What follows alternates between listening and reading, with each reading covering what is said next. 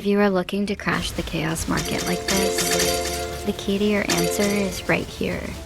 Well, not my pet, but it's his friends, and they are called Tumbling Wealth.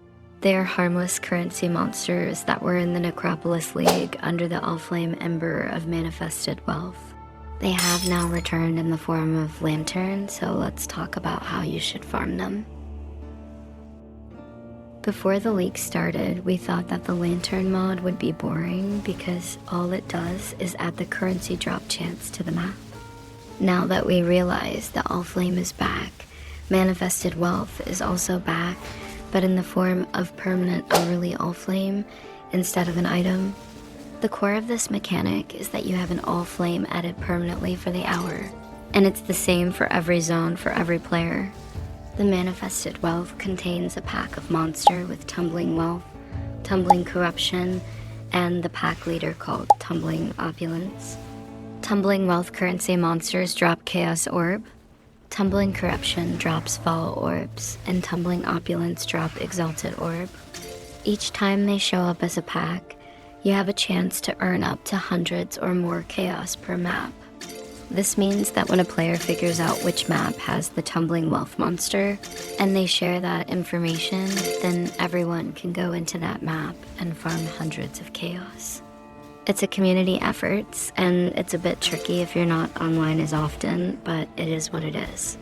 You should join any big community, and they would have a channel dedicated to sharing the hourly lantern. Be aware that the two important factors that decide the lantern of the map are the map tier and the map modifiers. Let's give an example here. In this screenshot, this person shares that you have Tumbling Wealth monsters on a Lava Lake Tier 2 map with monster variety. To get this set up, you need to roll your Tier 2 Lava Lake map with a monster variety modifier like this. You can roll this with Chaos Orb or Alteration Spam, then use a Regal Orb. More pack sizes equal more loot in this case. Remember that this will not work if you run Lava Lake on a different tier or don't have the monster variety modifier. It's how the lantern mechanics work, so usually the best hour is the Tumbling Wealth hour with natural map. Atlas tree setup is very simple and does not require a lot of points.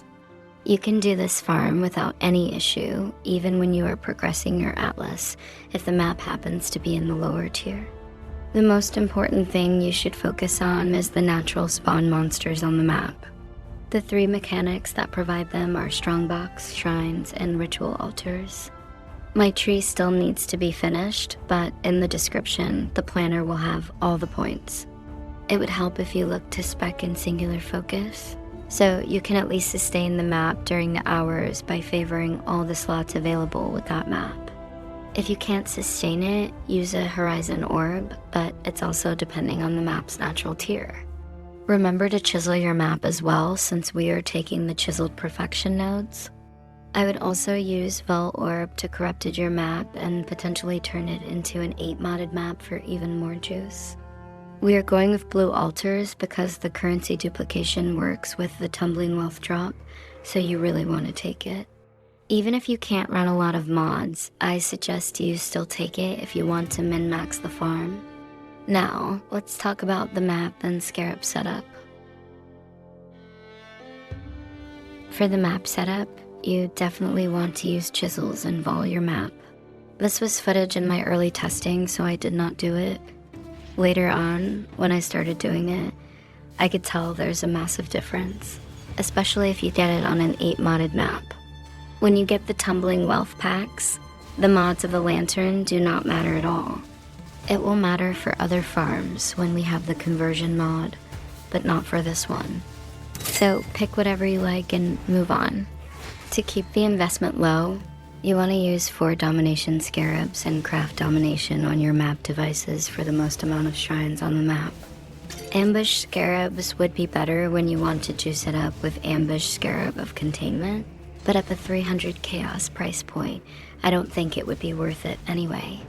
This strategy is very simple, and the faster your build is at clearing the map, the more profit per hour you will make. This is why having a good mapper is important in this league. Also, you should know that while this farm is very fun, the loot picking gets very old quickly after 4 or 5 maps. There's a lot of chaos to pick up off the ground, but at least my pet is having fun.